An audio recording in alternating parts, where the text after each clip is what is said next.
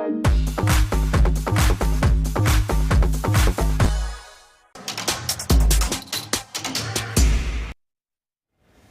even as the game in Hyderabad is just going to go through with its logical conclusion, it'll see a Rajasthan Royals emphatic win being registered in a few minutes' time. But we will move our attention on ESPN Cricket for T20 timeout to at least a high-profile clash when it comes to marketability in the IPL. RCB against Mumbai Indians, the final two teams that we'll see for the first time on what's been an entertaining opening weekend, giving us plenty of talking points. It's pretty glum Sunrisers Hyderabad dugout right now. Tom Moody is relieved to not be part of it right now, but I will come to his thoughts on that afternoon game a little later. Let's start with RCB and Mumbai, Tom. And Bangalore won the toss. Curiously now, I'm going to start saying this, curiously they've chosen to field, because once the Sunrisers Rajasthan result is done, that'll be 3 out of 4 so far, with the teams batting first winning. Are we already seeing perhaps a difference with the new rules? Possibly, but I think historically, if you win the toss in Bangalore, you do like to chase because it's a very hard ground to defend. We know there's a very high percentage of 6s and 4s, so I think it's a smart play if you're winning the toss. All right, 69 metres is the biggest boundary of the Chinnaswamy. Just putting that out there. I'd love for you to give me your thoughts, memories of when you went to the Chinnaswamy as head coach of Sunrisers or other teams. With the Sunrisers, you at least went with strong bowling attack. You won at the back of the strength of your bowling. I'm just trying to think of what the feeling and chat was when you went to the Chinnaswamy, where cricket now returns in IPL colours after quite a long time. Well, we won the final there in 2016, and that's when they had the likes of Gale, Kohli, A.B. de Villiers. And you played an RCB home side. Yeah, exactly. Formidable batting lineup, which is quite daunting at a venue like that. So those fine margins are really, really important at a venue like that. So your skills around being able to navigate those back 10 overs are really important. Your skills in the power play are important to try to have an impact. To take wickets is important. Our mindset was always talking around bowl to take wickets. Forget about the boundaries, that's just going to happen. But your mindset should be try to take wickets. Don't try to defend in the power play overs, target wickets, and if you go for runs, that's fine as long as you have that mindset. You know, that 2016 season was one that did see the best of RCB, as Tom Moody points out. Virat Kohli had that incredible year, unlikely to be matched again, you think. But if you look at home records for RCB, they don't enjoy the kind of success where you think that you'd like to have making your home ground a fortress and whatnot. A win percentage of just 50%. Only Delhi have a worse record than that. It's been a lot of games there. I wonder if it's almost okay to have that kind of record when you know you played the Chinnaswamy, or is that still something that you feel a team that's playing more often should be able to master? That doesn't surprise me, because you look historically at RCB and the structure of their sides. It's been batting heavy. They've always had a very strong batting side. Now, if you're looking to build a squad to make your home ground a fortress, which is in Bangalore, you need to have a strong bowling side.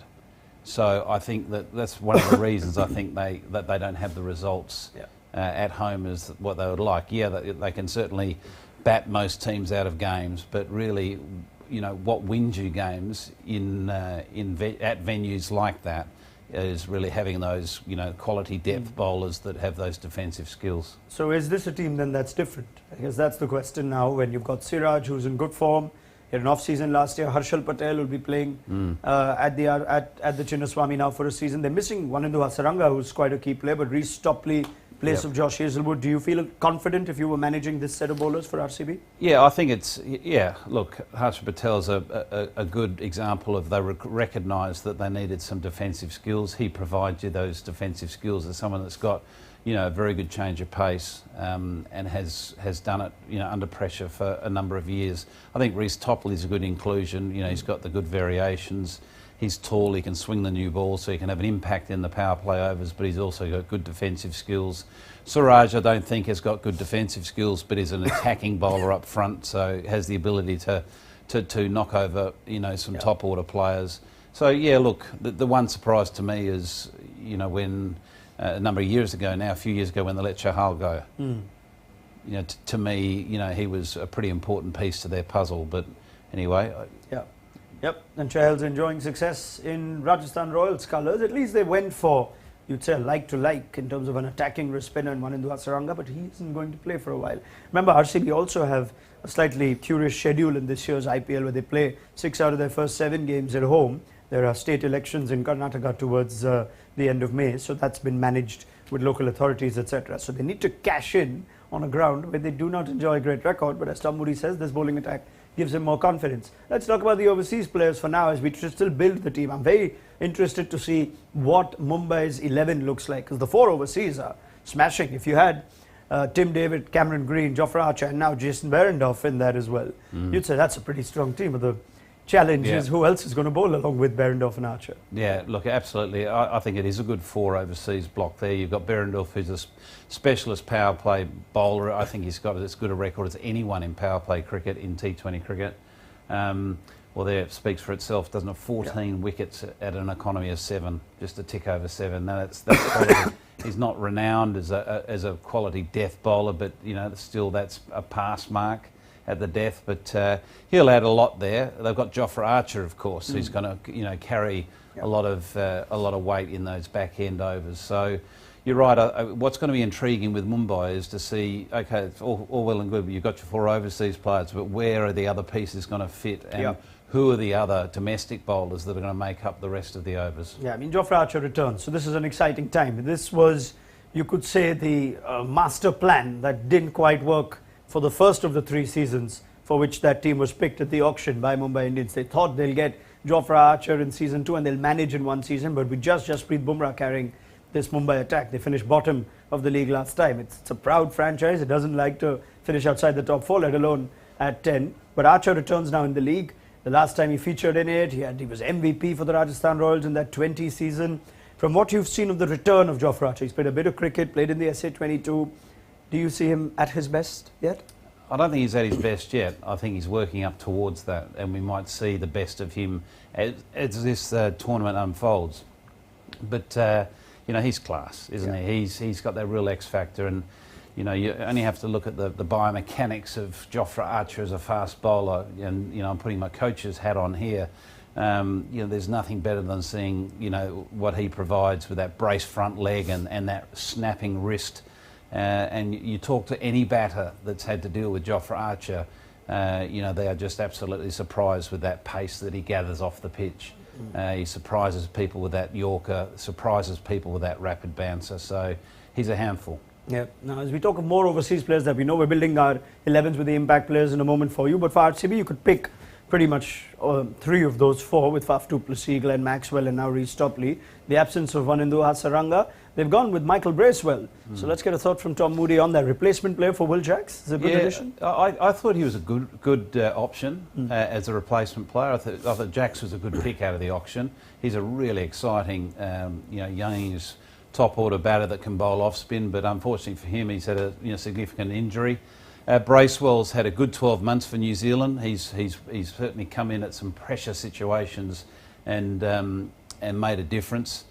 He'll also provide a little bit of off spin and more than a bit. He's taken quite a lot of international wickets actually with his off spin. So I think he's a good inclusion. More of a middle order player and a left-hander. So it gives them that sort of balance of having that left-handedness down the order. All right, this is the RCB team that you could pick a lot of players on their own. So let's go to that team first up and have a look at their 11s. You've got Faf du Plessis and Virat Kohli, you think will open the batting at the top of the order. Outside of that, we know that the overseas combination is set. Dinesh Karthik is an interesting character. Maybe we'll get a comment from Tom on him. He's one of the 3 players, we discussed this on the opening day along with Dhoni and Rayudu, Tom, who has had pretty much no cricket. He's been an active commentator in this time. Can we expect someone like DK to have as much of an impact? Because dare I say, from those 3 names, you're probably expecting more out of Dinesh Karthik's bat than MS Dhoni or Ambati Rayudu's. Yeah, look, I was surprised, and I think a lot of us were surprised how much of an impact he had last year, because he is clearly at that sort of twilight of his career, sort of making that transition from a player that's been had a very, very successful career to one that he clearly can see himself in the media sitting in your chair, possibly. Or yours. Or mine. Yeah. Or someone else's. We've got room here. Yeah. Exactly. Yeah. But I would be incredibly surprised if we see anything like what we saw last year. It was extraordinary last year. That was nearly, as good a year that he's ever had in IPL, I would have thought. And for him to repeat that is a huge ask. Yeah. 251 runs for DK last year at a strike rate of over 200 in the last 5 overs in the IPL. Well and truly above the rest there. Shimron Hetma had a good season, but DK was just tremendous with especially that strike rate at which he got those runs. As I just look at the other team, I don't think there are too many surprises. You've got Shahbaz Ahmed there, who played a role for them last year. Harshal Patel and Mohammad Siraj will pretty much hold the bowling together. And you've got Akashdeep and Karan Sharma. Remember, this is the best 11 bowling first for RCB. I'm guessing Siraj is right up there for the impact subs list once the 20 overs of bowling are done. But I don't see any notable absentees as such. Maipal Omror was an option they used last time. They've pretty much covered their bases. Rajat Patidar, though, will be a miss today.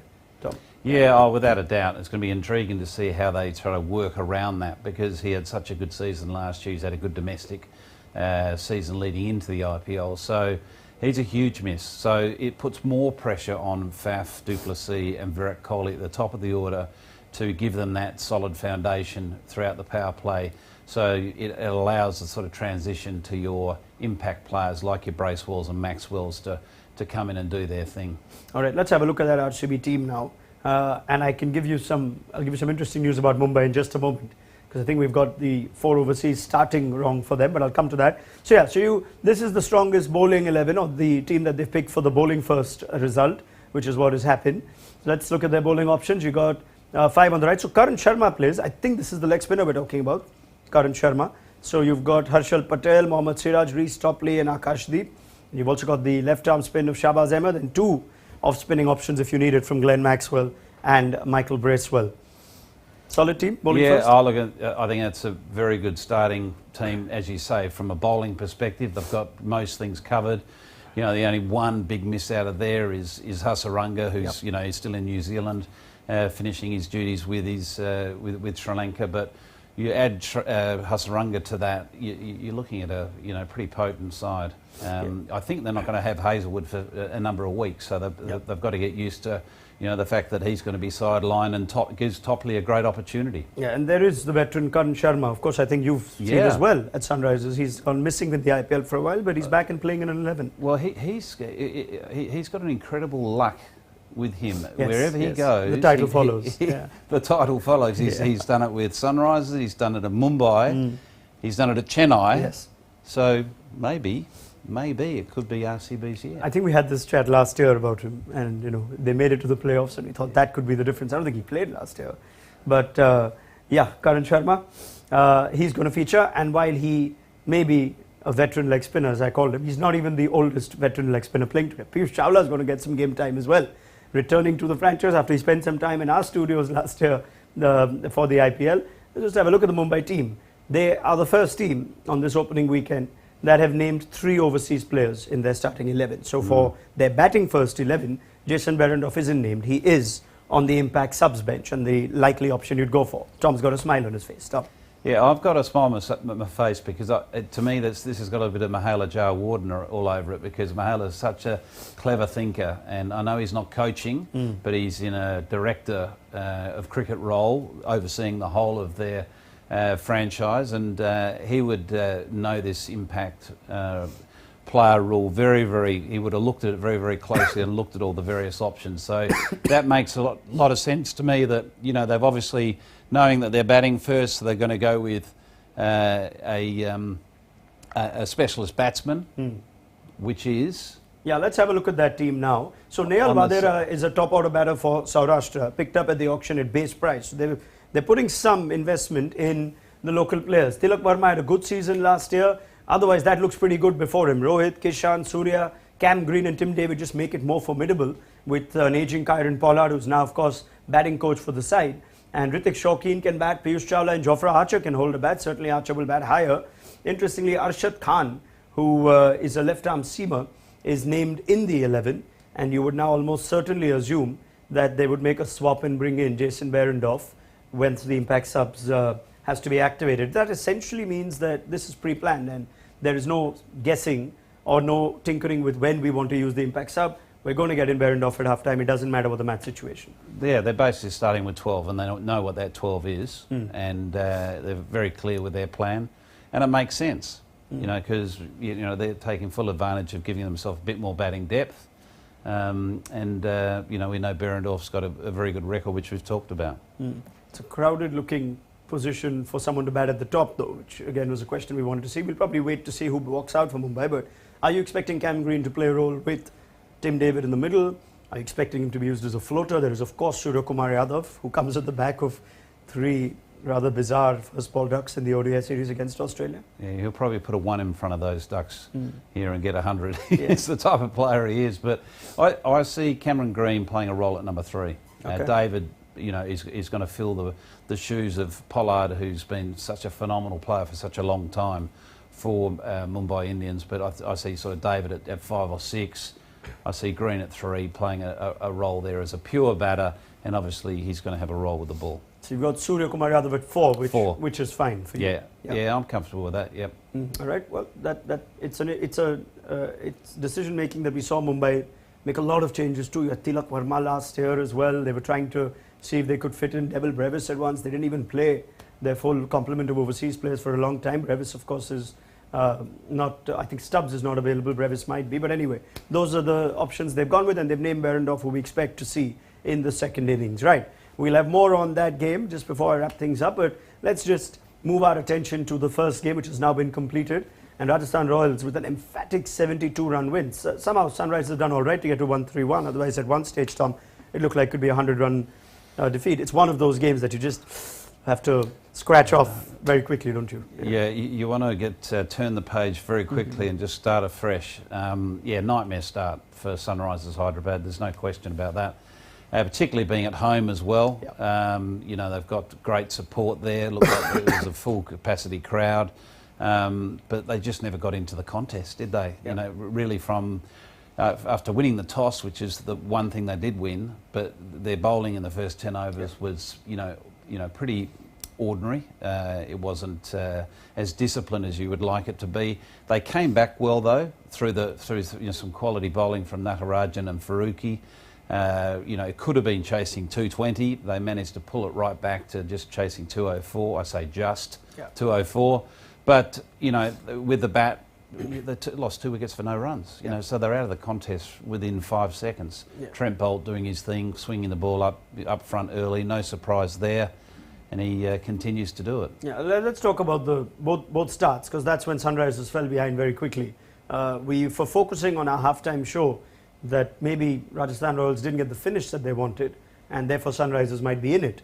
But now we go back and say that the damage was done with the power play and the first 10 where they got 122. Did Sunrisers just get blown away by Joss Butler and Yashasvi Jaiswal? Was there very little assistance for them? How do you look back and review the first 5-6 overs or first 10 overs of Sunrisers with the ball? Well, what surprised me was the ball didn't swing for the Sunrisers, but it swung for Trent Bolt. And one of Bhuvaneshwar Kumar's greatest strengths is swing, so he didn't swing the ball. For whatever reasons, it's a bit hard to tell from here. So therefore that was identified early by Jaiswal and Butler, and they took advantage of that. And they also took advantage of inconsistent length. There was a number of half volleys, very full balls that were put away by both players early on in that power play. So they were given or gifted a number of early boundaries. So you just hand the momentum over so quickly, and it becomes a lot easier for you as a batting unit once you've got that momentum, and it's so much harder from a fielding perspective and a bowling unit to be able to somehow drag that back when you've got a good surface and you've got quality players. Have you ever sort of noticed that when the lights come on, perhaps the ball does a bit? Could that explain Trent Bolt getting swing? Yeah, look, you mentioned that to me on air, and I sort of pointed out the window, and the sun was still very much up in the sky, unless it's a little bit lower in Hyderabad. Perhaps than it is. a little bit. Yeah, it is more. But no, not really. No. Okay. So that was just quality from Bolt, I guess. Yeah, I just think it's more so quality from Bolt. It's a very good ball that he bowled to Abhishek Sharma. First up, Yorker, swung late. Abhishek, can walk away from that thing. Well, it's just a good ball, and you're allowed to get good balls. That happens. If he played a loose shot, it's a different story. But yeah, look, I just think they were rusty. They looked rusty, and you had Rajasthan that are full of confidence, and it's nearly like their last season has flowed into this season, and they've added strength to their team with Jason Holder. So they're again, a lot of people are talking about them as a real contender this year, and you have them in your favourites list as well. Yeah, absolutely, and there's a reason why, and they've shown today. Yeah, well, they have flexed some serious muscle, have the Royals, and we'll see now if they can carry this forward for the early stages, and indeed perhaps for the rest of the IPL as well. As far as Sunrisers go, you might want to give them this one off. They will be a stronger team, you think, once Aiden Markram's back, once they have both Marco Janssen and Heinrich Klaassen to choose from. But it would be a disappointing result given how they were just not in it for a large part of that game.